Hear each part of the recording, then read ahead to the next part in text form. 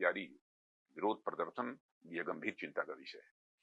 और यह अत्यंत दुर्भाग्यपूर्ण है कि हमारे देश के छात्रों और नौजवानों को कुछ लोग अपने राजनीतिक स्वार्थों की पूर्ति के लिए एक राजनीतिक औजार के रूप में इस्तेमाल करने का प्रयास कर रहे हैं। प्रधानमंत्री मोदी जी के नेतृत्व में हमारी सरकार विद्यार्थियों और नौजवानों की आकांक्षाओं को पूरा करने और उनके कल्याण के प्रति पूरी तरह से प्रतिबद्ध है और हमारे छात्रों की हर चिंता को सुनना और उसका समाधान करना ये हम सब की जिम्मेदारी है। मुझे पूर्ण विश्वास है कि भारत के जागरूक,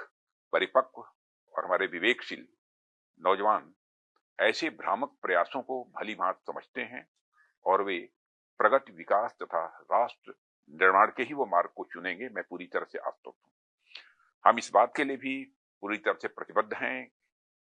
कि किसी भी व्यक्ति, विशेषकर हमारे छात्रों और नौजवानों के साथ किसी भी प्रकार का अन्याय न हो और विपक्ष के कुछ नेताओं द्वारा मैन्युफैक्चर्ड एक सेंस ऑफ एंगर, आक्रोश लोगों के अंदर केवल जनता, विशेषकर बच्चों के नौजवानों को भ्रमित करने और गुमराह करने का मैं मानता हूं कि यह असफल प्रयास है। युवाओं की भावनाओं और उनकी चिंताओं के प्रति हम पूरी तरह से संवेदनशील हैं और यह संसद का सत्र इस समय चल रहा है। सरकार ने हर मुद्दे पर सार्थक बहस करने की भी बात की है और कई बार अपनी बात को दोहराया भी है, मगर विपक्ष संसद में नहीं बल्कि सड़क पर